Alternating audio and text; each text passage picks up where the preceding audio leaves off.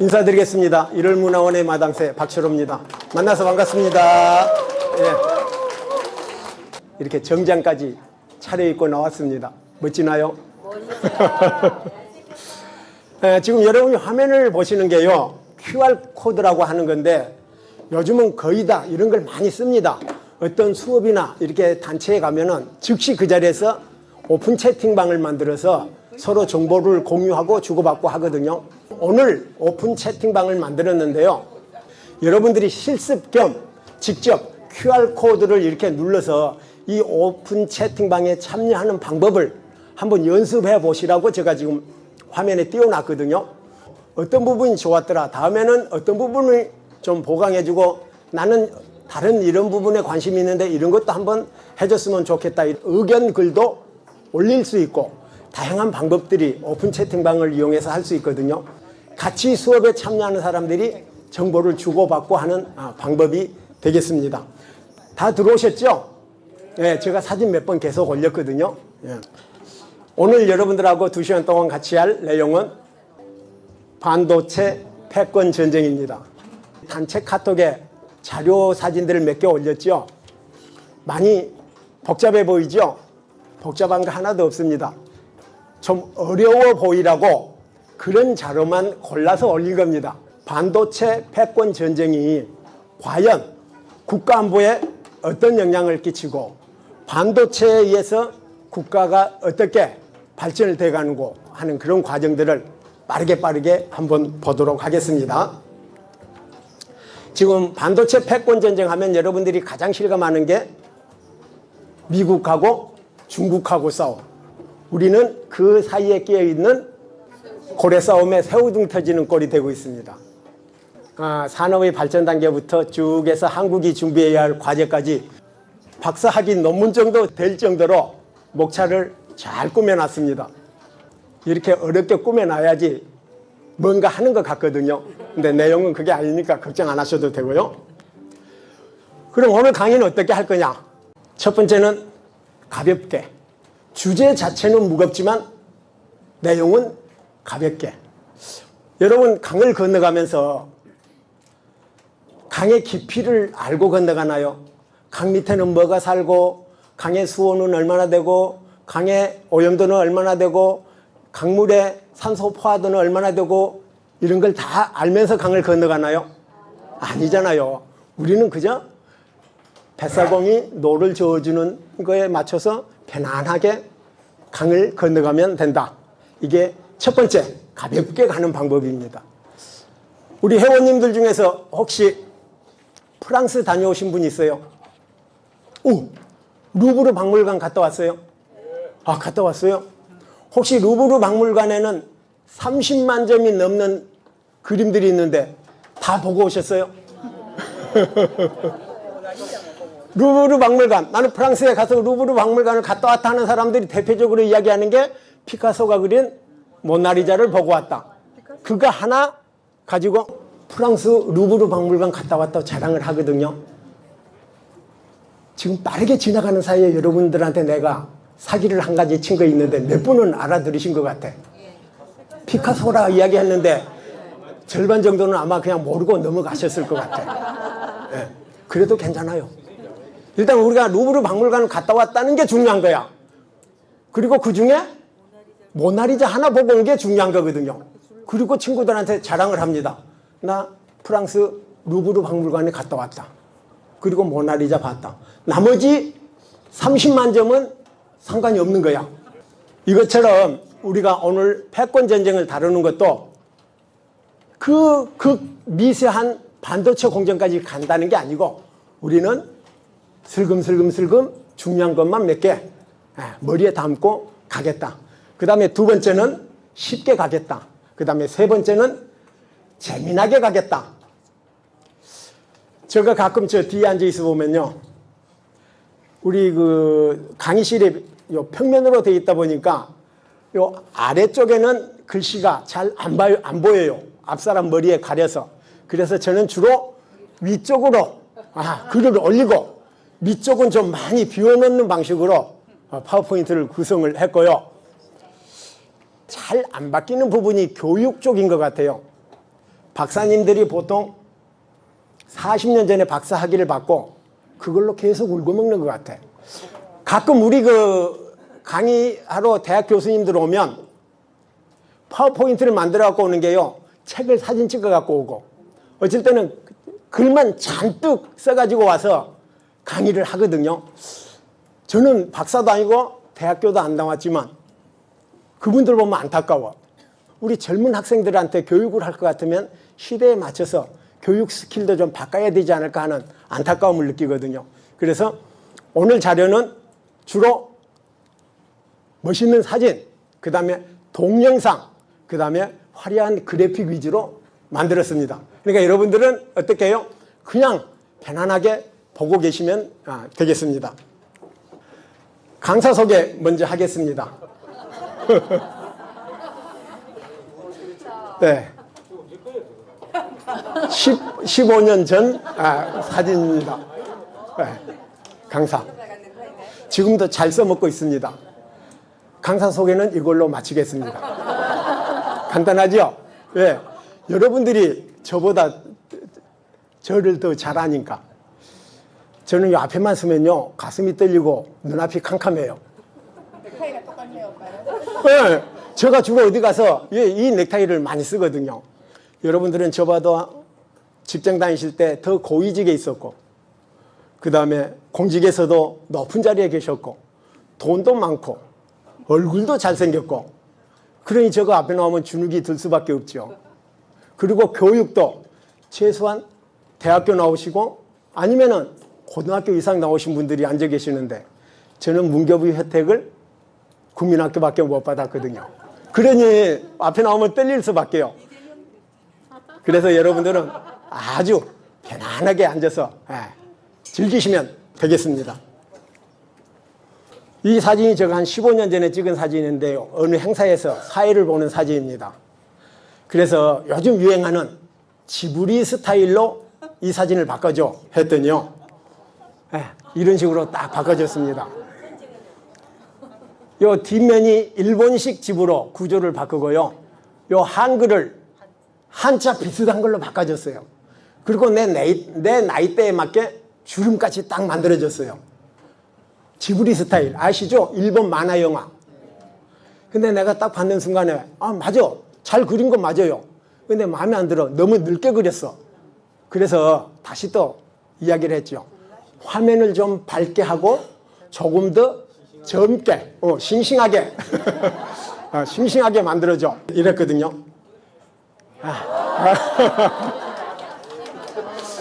애 하시는 분은 나 충분히 이해간다. 이걸 만들어서 우리 큰딸한테 카톡으로 딱 보냈어요. 아빠야 왕년에 이런 모습이었다. 그러니까 우리 큰딸이 답장이 뭐라고, 아빠 사기를 쳐도 좀 대충 좀 쳐. 아니 그래, 나는 이래도 괜찮다. 그랬거든요. 근데 이번에는 혹시 픽사라는 영화사 압니까? 토이스토리라든가 니모를 찾아서라는 그런 영화를 만들어서 애들에게 아주 히트쳤던 영화사, 세계적인 영화사. 그 픽사 스타일로 제가 또 바꿔달라고 또 주문을 했습니다. 이렇게 바꿔줬어요. 픽사 스타일. 멋지지 않나요? 역시나 또 내 나이대에 맞게 그려준 거야. 챗GPT는 일 잘한 거 맞아요. 그래서 내가 또 부탁을 했어요. 조금 더 젊은 모습으로 바꿔줘 했더니 이런 식으로 또 샥 바꿔주는 겁니다. 자, 근데 여러분이 와 하고 웃다가 놓치신 게 있어요. 이 화면에서. 요 아래 그 픽사 스타일로 바뀐 것 중에 이상한 거, 눈에 띄십니까? 제가요, 이 사진을 AI한테 주면서 뭘 하는 사진이라는 전혀 이야기는 안 했어요. 단지 이 사진을 가지고 픽사 스타일로 바꿔달라는 명령만 했거든요. 근데 AI가 뭘 하고 있는지 상황을 판단한 겁니다. 이거 보시면은 마이크 머리가 보일동말동하죠. 근데요, 마이크를 더 꺼내서 이렇게 그려준 거예요. 제가 이 사진이 어떤 내용이라는 거 설명이 없었는데도 AI는 사진을 보고 이 사진이 어떠한 장면이라는 걸 인식을 한 겁니다. 그래서 마이크를 이렇게 더 꺼내주는 거예요. 야, 순간 깜짝 놀랐습니다. 이 화면 혹시 여러분 기억나시는 분 있어요? 기억나시는 분은 손 한번 들어보세요. 이 화면 기억나시는 분?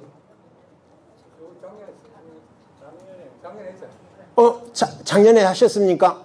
야, 역시 우등생은 다르다. 선물 하나 드릴게요. 이게 뭐냐 그럼요, 곰발바닥 효자손. 요즘 등 긁어줄 사람 없잖아요. 아, 있어요? 그럼 다른 사람 줄까요? 자, 그래도 하나 받으세요. 작년에 했던 걸 기억하고 있는데 하나 받으세요. 자, 하나 받으세요. 보여드려야 되겠네. 네. 내가 질문할게, 가수님한테. 그거는 이제 알아서 하십시오. 예. 요 고운발바닥 모양인데요. 작년에 수업을 기억하고 계시니까 드리도록 하겠습니다. 예.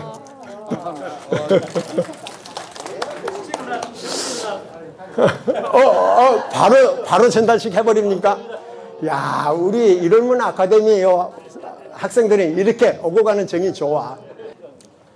시골에 그 할아버지가 혼자 된 지 오래돼서 어디 할머니라도 한번 구해볼까 해서 아들한테, 아들아, 매일 저녁에 등이 가려운데 등 긁어줄 사람이 없다 하니까 효자 아들이 그 다음날 장에 가서 이걸 하나 턱 사다 주면서, 아버님 이걸로 긁으시면 됩니다. 그래서 효자손입니다. 그게 작년에 이 그림을 제가 작년 4월 달에 뭐 하면서 이 그림을 보여드렸죠? 디지털 시대 꼰대 살아남기, 그거 하면서 이 화면을 보여드렸거든요. 개보다 빨리 달리면 뭐예요? 개보다 빨리 달리면, 왜? 화면은 기억하는데 내용은 기억을 못 하시는구나. 자꾸 내가 명처럼 안 되잖아. 그럼 대표로 그냥 개보다 빨리 달리면, 참 작년에 다 들었었는데, 개보다 더한 놈. 자, 이번에는 개보다 늦게 달리면, 이야, 정말 개하고 똑같이 달리면, 개 같은 놈. 작년에 이걸 했었던 거거든요. 이 화면을 만들기 위해서 제가 이 그림이 필요했거든요. 그래서 구글, 그 다음에 네이버, 다음에 내가 원하는 그림을 찾으니까 없는 거야.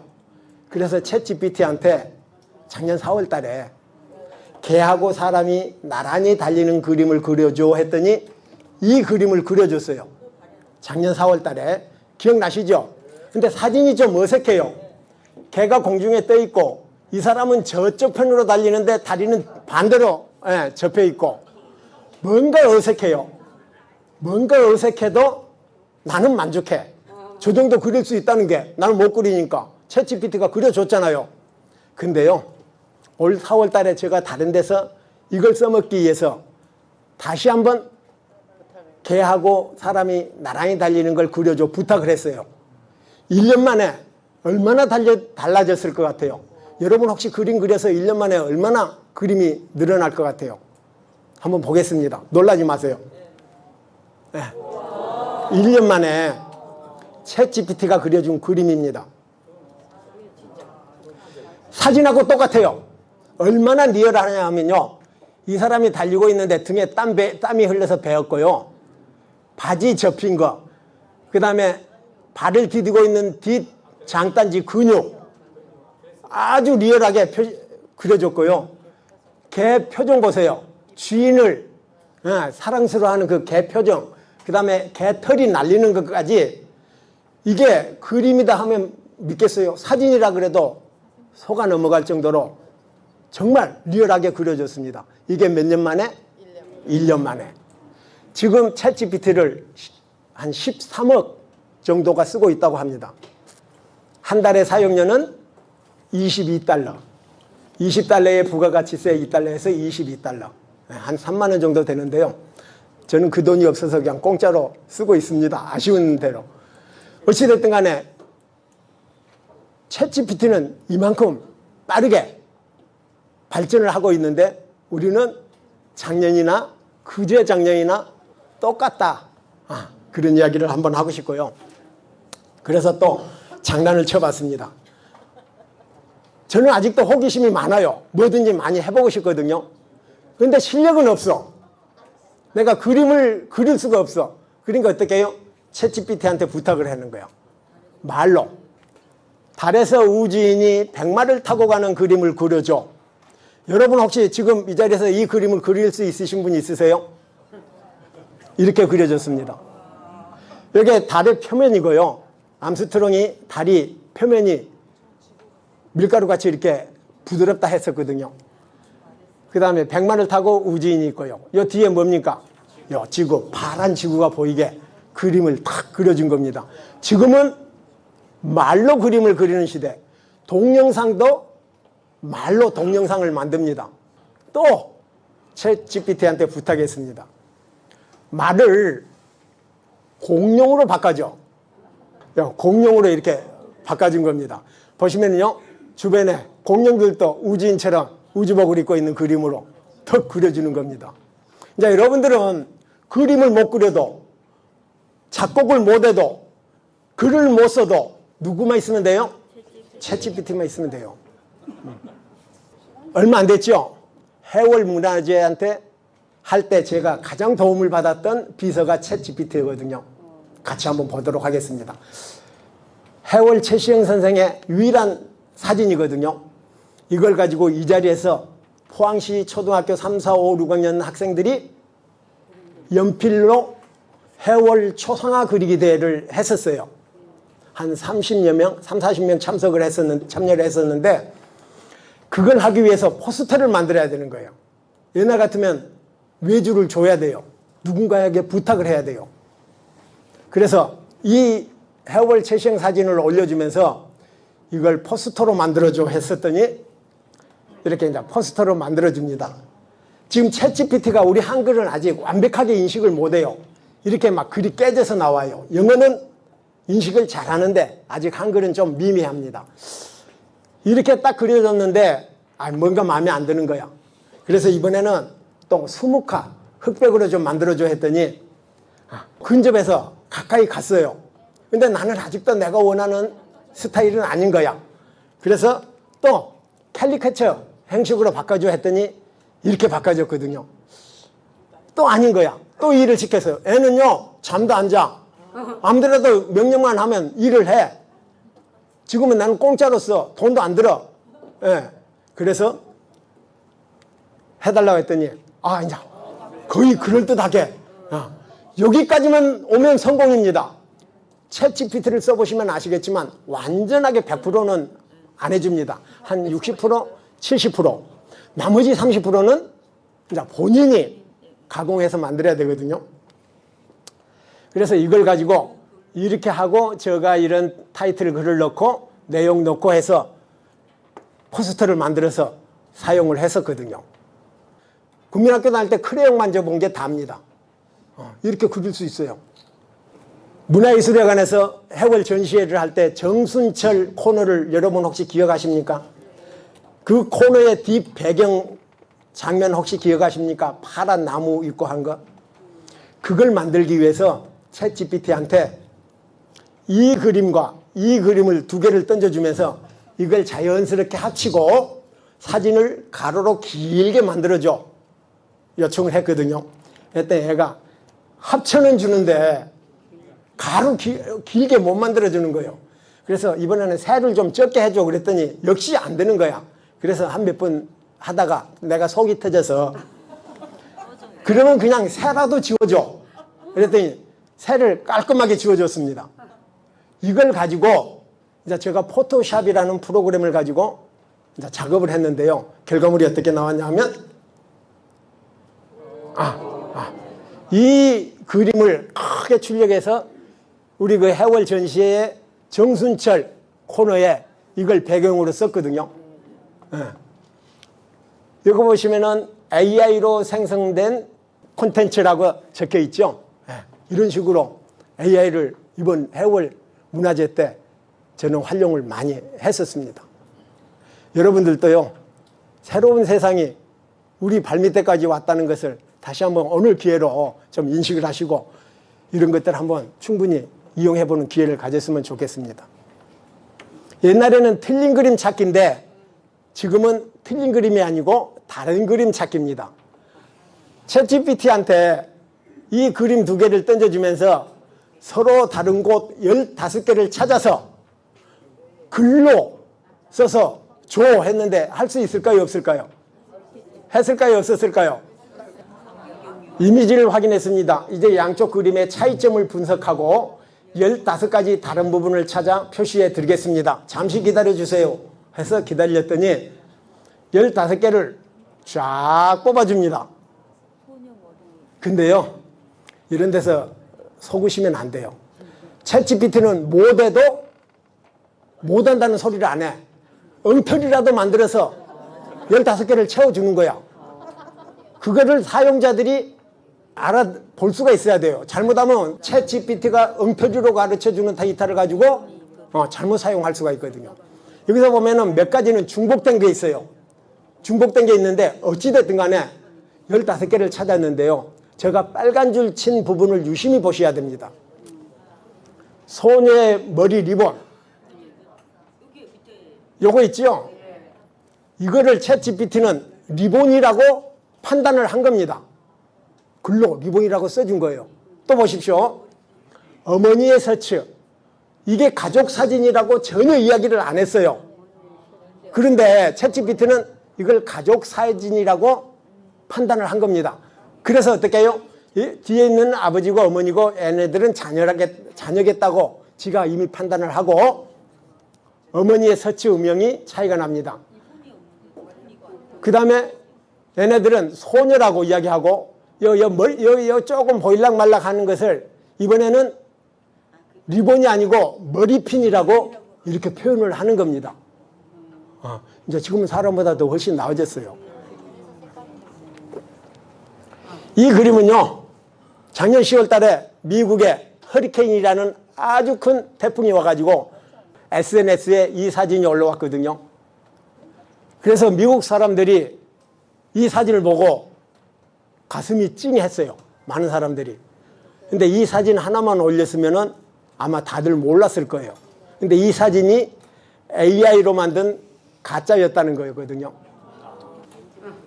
이거 한 장만 올렸으면 정말로 비에 젖은 털이라든가 똑같은데 사진 한 장을 더 올린 겁니다. 이 사진을 올렸어요. 보십시오. 배가 틀리지요? 강아지도 틀리지요? 구명조끼도 틀리지요?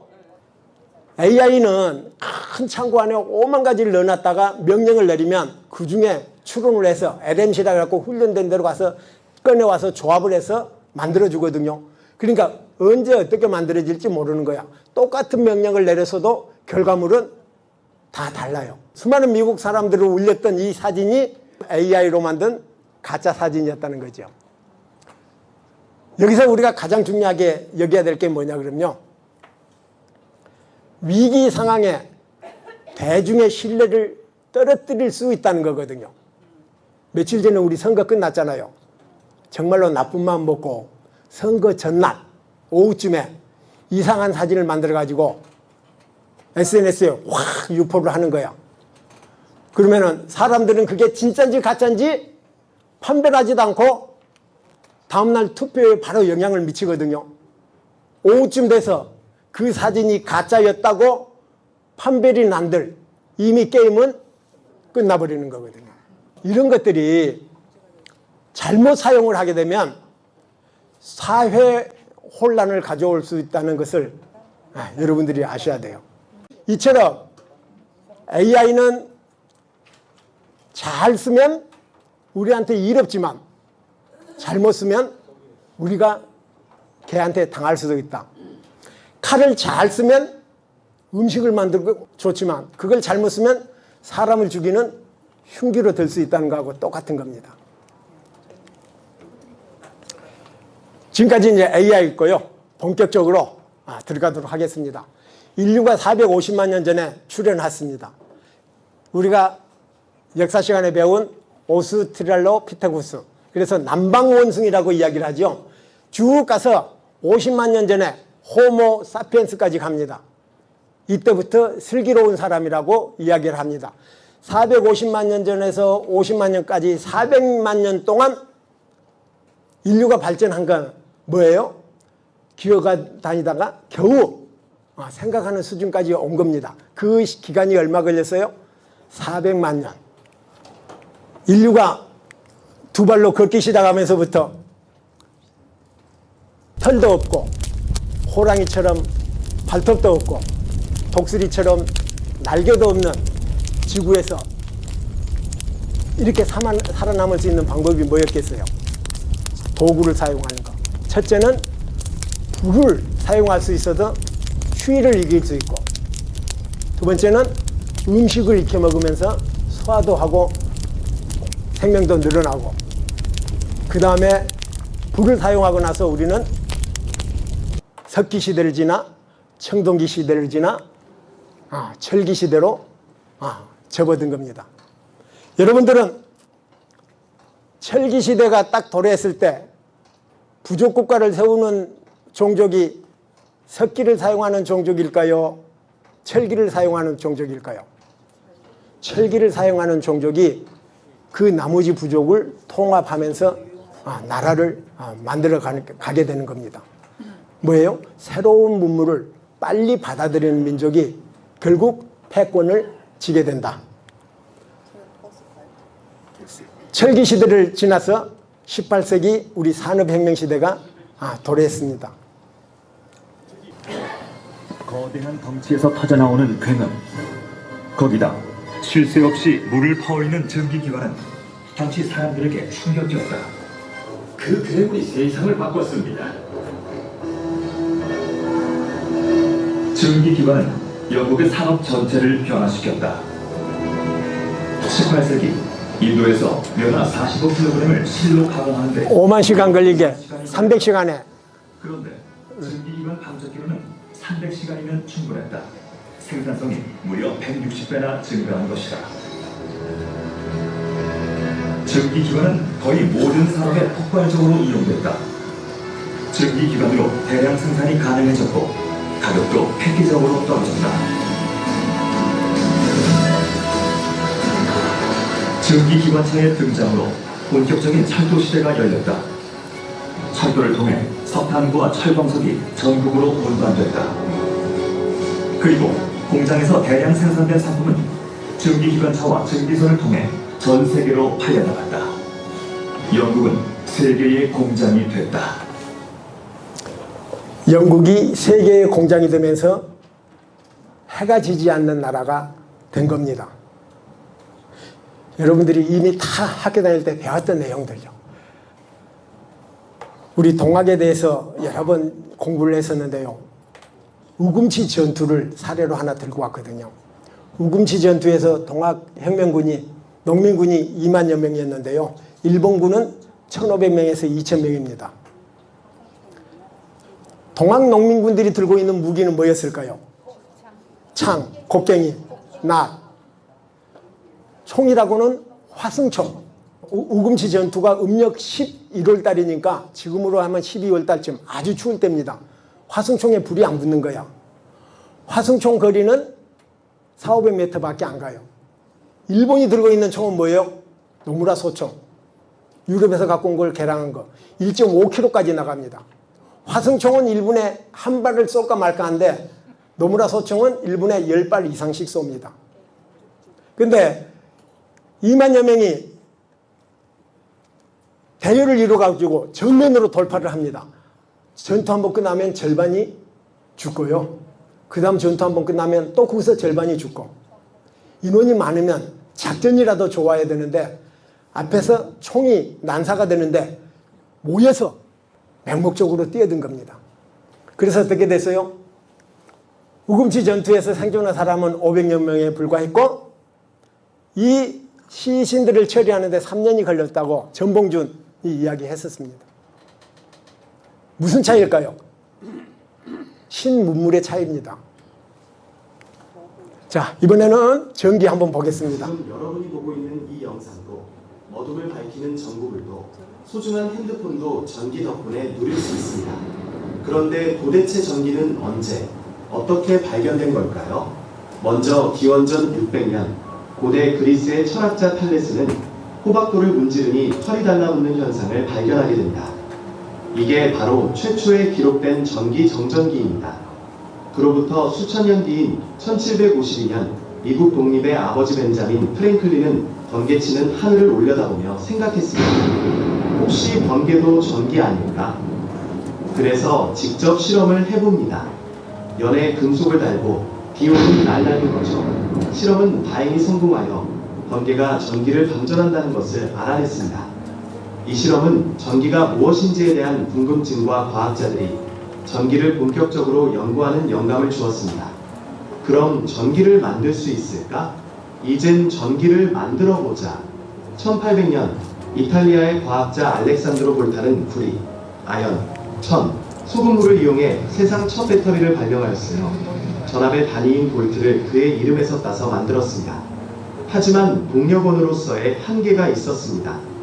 비슷한 시기에 영국의 마이클 패러데이는 엄청난 걸 알아냅니다.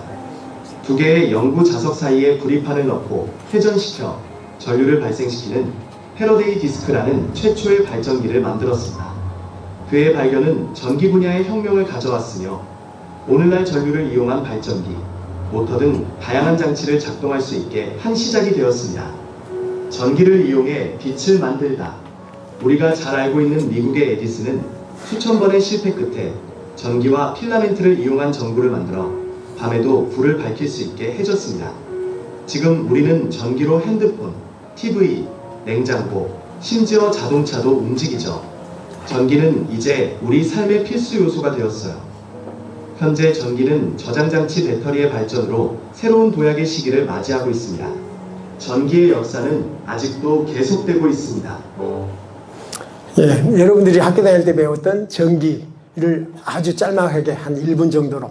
지금 이 영상들은요, 제가 다 편집을 보통 한 15분, 30분짜리들을 다 편집을 해서 짧게 여러분들이 내용을 파악할 수 있도록 제가 편집을 다 한 것들이거든요. 이건 전기가 나오면서 그 다음에 우리가 필수적으로 나타난 게 전기를 어떻게 사용하면 좋겠느냐. 그래서 우리가 전자가 발전되고 반도체가 발전되면서 컴퓨터가 나오는 과정까지 한번 보도록 하겠습니다. 개인용 컴퓨터가 1983년도입니다. 학생들의 책상 위에서 자리를 잡기 시작한 것은 얼마 되지가 않습니다. 이제는 종이와 펜을 대신해서 기억을 해주고 우리의 개인 비서가 되고 있는 이 정도 되면 아까 286 정도 됩니다.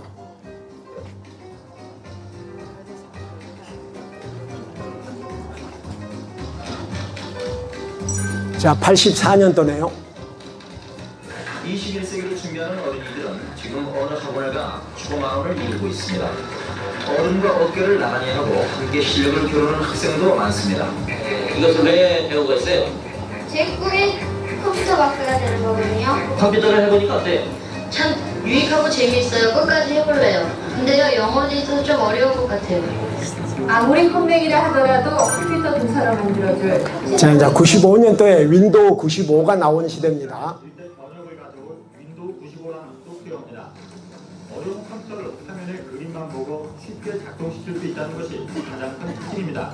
복잡한 인터넷 통신도 그림을 단 한 번만 누르면 자동으로 연결됩니다. 내년부터는 초등학생들에 대한 컴퓨터 교육이 의무적으로 실시됩니다. 초등학교에서는 컴퓨터의 작동법과 컴퓨터를 통한 의사소환, 정보 수집과 분류까지 공부하게 됩니다. 재미있죠. 한마디로 자기가 들어가고 싶은 곳에 들어가고 있으니까 오늘 그것도 좋고요. 그리고 선생님 몰라도 게임도 막 하죠. 자, 여러분 한 번씩 다 겪어봤을 겁니다. 애들 게임 때문에.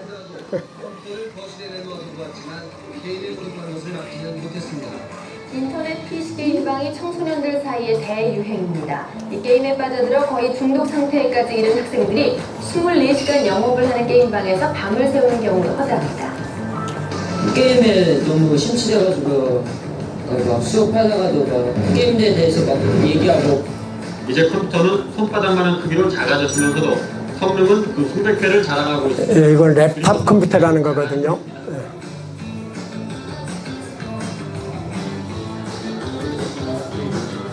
자, 우리 여기 계신 분들 중에서 주산학원을 다니신 분, 주산학원을 다녔다 하시는 분 꽤 많을 것 같은데, 예. 혹시 그 주산학원 다녀서 그 주산 지금 써먹습니까? 주산학원을 다니실 때 컴퓨터 세대가 올 거라고 예상하셨습니까? 그러면은 2000년까지 집집마다 컴퓨터 한 대씩 놓고 나서 스마트폰 세대가 올 거라고 생각하셨습니까? 우리가 사는 세상은요, 우리가 생각하지 못하는 상상 이상으로 이렇게 다른 방향으로 가고 있습니다.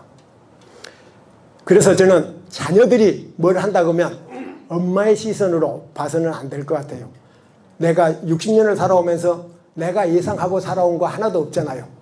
그런데 애들한테 네 이거 해라 저거 해라 이런 공부해라, 나는 좀 아닌 것 같아요. 지금은 아주 우리가 다닐 때 없었던 직업들이 무궁무진 많아졌잖아요. 그래서 지금은 컴퓨터 세대를 지나서 정보화 시대로 넘어갑니다. 반도체 기반의 초연결성, 초지능성 시대로 접어들게 된 겁니다. 산업혁명 이전까지는 지식이 거의 발전이 없었는데요. 산업혁명 이후에 기하급수적으로 지식과 사람이 증가를 합니다.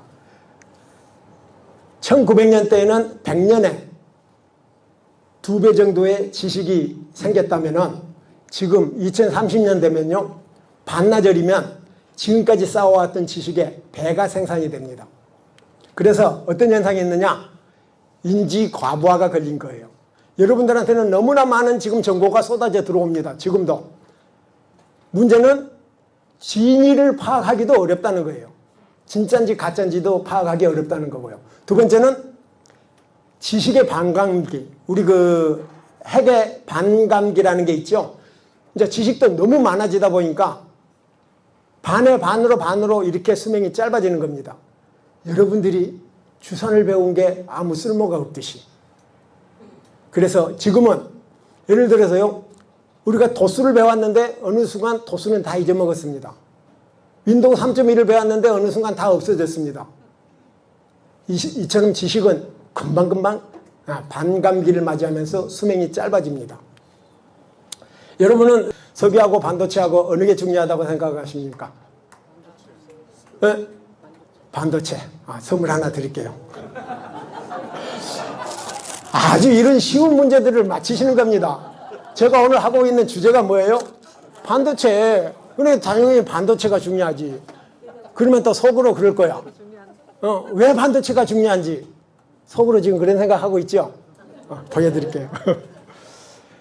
세계 석유 생산량 순위입니다. 1965년부터 2023년까지 쭉 조사를 해보면요, 1위에서 7위까지는 거의 변함이 없습니다. 이 나라들은 석유를 엄청나게 생산을 합니다. 그런데요, 남수단, 콩고, 에콰도르 이상한 나라들에서도 석유를 엄청나게 생산을 합니다. 그래서 예를 들어서 이란이 우리 석유 못 팔아 그러면 손가락 빨겠어요? 다른 나라 가겠어요? 어디든 살 데는 많은 거야. 석유가 없으면 석탄으로 아니면 천연가스로 대체 물질이 충분히 있거든요. 이거는 반도체 지금 현재 생산하고 있는 나라들입니다. 중국, 한국, 일본, 대만, 유럽, 미국. 예를 들어서 반도체 생산 안 하면 어디 가서 주워 오겠어요? 땅 파도 안 나옵니다. 석유보다 반도체가 안보에 더 훨씬 중요한 시대가 되었다. 그래서 핵심 전략으로 반도체가 국가 안보에 중요한 시대가 되었다. 반도체는 그냥 나온 게 아니고요, 진공관이라는 것부터 시작을 하게 되는 겁니다. 이게 진공관으로 만들어진 최초의 컴퓨터 애니악입니다. 진공관이요, 18,000개, 저항기가 7만 개, 길이가 25m, 25m면 우리 요 강당보다 더 클 것 같아요. 그리고 무게가 30톤. 이게 진공관으로 만든 최초의 컴퓨터입니다. 전기를 150kW를 쓰기 때문에 이 컴퓨터를 가동을 하면 그 도시의 전기불이 다 꺼질 정도였다고 하니까요. 이건 진공관 라디오고 이건 진공관 TV입니다. 아마 호기심 많은 우리 회원분들 중에는 여기까지 아마 보신 분도 계실 거예요. 저는 뜯어봤거든요. 그래서 진공관이 한물 같냐? 꼭 그건 아니에요. 이 진공관 앰프가요 5억 3천만 원짜리 진공관 앰프입니다. 제가 왜 이걸 보여드리냐 그러면 제가 꿈이 이런 진공관 앰프에 큰 스피커 하나 걸어놓고 정말 음악 잔잔하게 듣고 싶은 게 꿈입니다. 오디오 애호가들은 지금도 디지털 앰프보다는 진공관 앰프를 더 선호합니다. 그분들의 말에 의하면 소리가 따뜻하대요. 더 소리의 부드러움이 더 좋다고 이야기를 하거든요. 진공관은 오래전에 지금 우리 생활에서 사라졌지만 아직도 오디오 쪽에서는 최고의 장비로 치고 있습니다. 진공관 넘어서 반도체. 반도체, 넌 누구냐?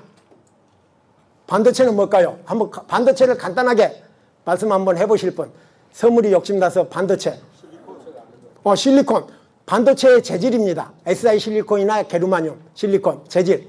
근데 반도체 모래 SI 실리콘 맞습니다. SI 모래. 그러니까 이제 반도체의 재료를 묻는 게 아니고 반도체가 뭐냐를 묻는 겁니다. 신이다. 맞습니다. 여기 선물 하나 드릴게요. 저 뒤에 하나 좀 갖다 드리세요. 앞에 앉았으니까. 도체라는 것은 우리가 구리나 철처럼 전기를 통하는 거고요. 부도체는 유리나 나무처럼 전기를 통하지 않는 겁니다. 그 사이에 어쩔 때는 전기를 통하기도 하고 어쩔 때는 전기를 안 통하기도 하고 반쯤 전기를 통했다 안 통했다 하는 게 반도체다. 이렇게 개념을 잡으시면 되겠고요. 아까 실리콘 누가 말씀하셨는데요. 그것을 인위적 조작을 해서 전기를 사람이 조작을 할 수 있게 만든 게 반도체가 되겠습니다.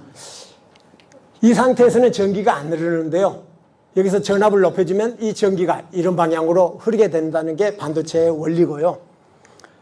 이 전압을 조절해서 전기를 흐르게도 할 수 있고 전기를 차단할 수도 있고 스위치 역할을 할 수 있다는 게 반도체의 개념이 되겠습니다. 이게 최초의 반도체 트랜지스터라는 건데요. 우리가 줄여서 TR이라고 이야기를 합니다. 이거 보셨습니까? 소니 워크맨. 31년 동안 2억 3천만 대가 세계에 팔렸습니다. 미국 사람들은요, 니는 하나 다 가지고 다니는 통에 이 소니라는 저 브랜드가 자기 나라 제품인지 알았대요. 미국 사람들은. 트랜지스터는 미국의 벨 연구소에서 처음에 만들어졌거든요. 근데 그걸 우리 실생활에 사용은 안 했어요. 일본에서 그걸 가지고 와서 우리 실생활에 사용을 하게 됩니다. 라디오, TV, 카메라, 오만 전자제품에 트랜지스터를 넣어서 일본이 세계의 전자제품을 장악을 하게 되는 겁니다. 반도체는요, 이런 식으로 발전을 합니다. 조금 전에 여러분들이 봤던 진공관, 그 다음 트랜지스터까지 봤고요. IC, LSI, VLSI, ULSI까지 이렇게 가는데요. IC의 칩 내부는 이런 모양으로 되어 있습니다. SSI 때는 반도체 트랜지스터가 10개 정도 들어있고요. ULSI, 울트라 라지 스케일 인터그레이션으로 가면은 100만 개 정도 트랜지스터가 들어가게 됩니다. 이 트랜지스터 하나는 넓은 번판에 집 한 채 있다고 생각하시면 됩니다. IC는 그 집들이 몇 개 모여서 마을을 이뤘다고 생각하시면 되고요. LSI는 마을을 만들다가 공간이 좁으니까 2층이나 3층짜리 빌라 같은 걸 지었다. 그러니까 같은 공간에 사람들이 많이 살게 되는 겁니다. VLSI는 아파트 단지를 구성했다. ULSI 되면은 대규모 고층 아파트 단지를 지었다. 그만큼 사람의 사는 밀집도가 높아지는 겁니다. 트랜지스터가 그렇게 지금 바뀌고 있다는 것으로 이해를 하시면 빠를 겁니다. 집적도가 높아질수록 전자기기는 더 적어지면서 성능은 더 늘어나게 됩니다. 요즘 이야기하는 게 3나노, 5나노 이야기하는데요. 1나노가 머리카락의 10,000분의 1입니다. 굵기가. 지금 현재 AP, 우리 휴대폰에 들어가는 어플리케이션 프로세서 AP가요 5나노나 3나노짜리 칩을 쓰는데요. 이게 5나노입니다. 1나노는 머리카락의 10,000분의 1. 그러니까 우리가 숫자는 이야기하지만 머릿속으로 상상할 수 있는 그런 공간은 아니에요. 제가 그 매주 화요일날마다 컴퓨터 강의를 가서 컴퓨터 조립을 해서 학생들한테 설치를 해주고 있는데요. 설치해주고 있는 CPU가 i3 13세대를 쓰고 해주거든요. 좀 싸거든요. 이건 지금 i5 13세대 랩터 레이크라는 이름을 가지고 있는 인텔 CPU인데요. 이 CPU 하나 가격이 지금 한 40만 원 하는데 여기에 트랜지스터가 몇 개나 들어있을까요? 몇 개나 들어있을까요? 한번 찝어보는 겁니다. 그냥 한번 푹 찔러보는 거예요. 몇 개? 예? 100만 개보다 좀 더 쓰셔야 됩니다. 많이, 아니, 점이 아니고 많이. 억보다 더 쓰셔야, 많이 더 써야 돼요. 1억보다 더 써야 돼요. 그러면은 그냥 한번 200억 개 들어있습니다. 저 안에. 200억 개. 여러분들 엔비디아라고 아시죠? GPU 그래픽으로 히트치고 있는 엔비디아 GH200이라는 슈퍼칩입니다. 이거 한 장 가격이 1억 원인데요. 카이스트의 K6이라는 슈퍼컴퓨터가 있는데 이게 2,000장 꼽혀 있거든요. 이걸 업그레이드를 하기 위해서 8,000장으로 만들려면 6,000장을 더 사야 돼요. 그러면 6천억 원이 있어야 되는데 예산이 없어서 지금 업그레이드를 못하고 있어요. 이 GH200 슈퍼칩에 트랜지스터는 그럼 몇 개나 될까요? 자, 이게 200억 개 들어있으니까 이거는 더 많겠죠? 비슷하면 제가 상품 드릴게요. 비슷하면. 네? 그건 너무 많이 갔다.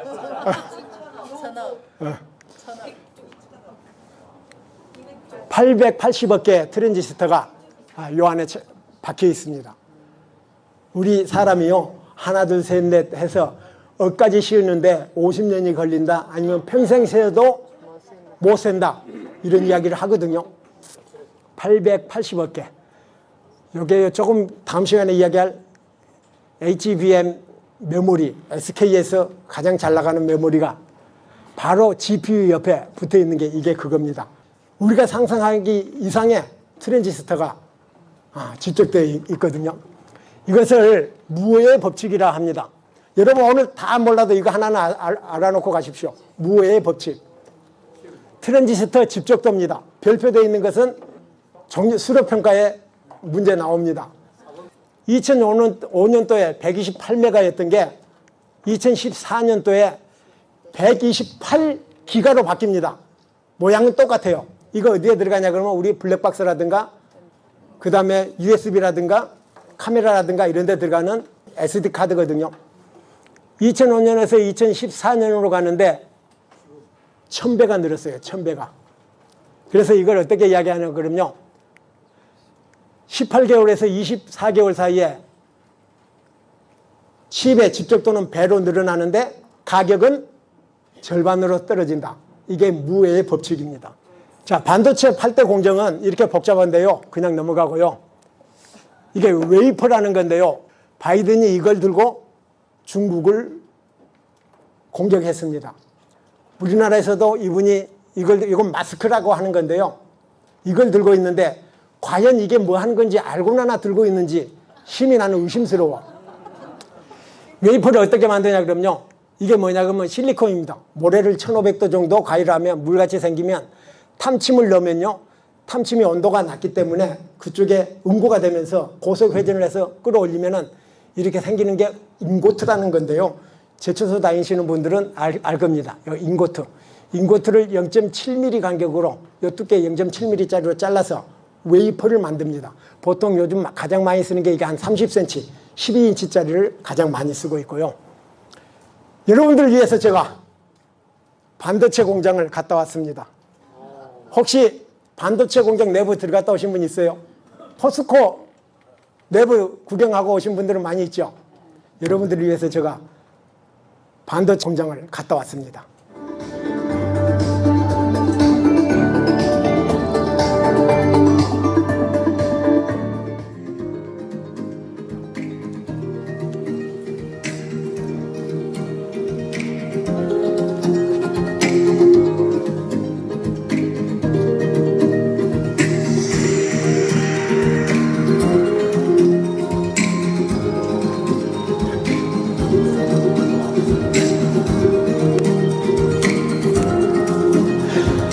여기 스테커라고 다음 공정으로 옮겨주는 장치들입니다.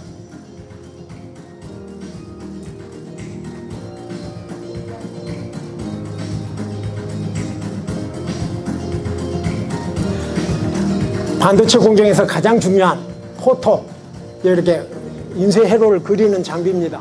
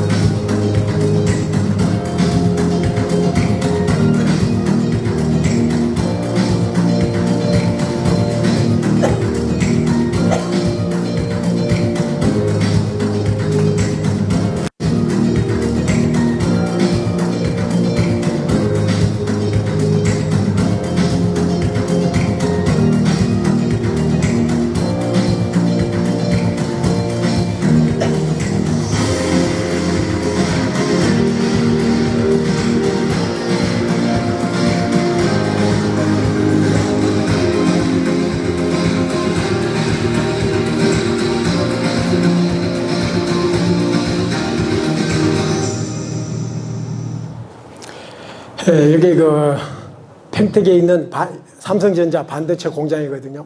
이 공장 하나를 짓는데 돈이 얼마나 들 것 같아요? 20조 이상이 듭니다. 인천공항 3개를 지을 수 있는 돈이 있어야 이 공장 하나를 지을 수 있습니다. 여러분들을 위해서 평택까지 제가 카메라 들고 갔다 왔는데 박수 한번 부탁드리겠습니다.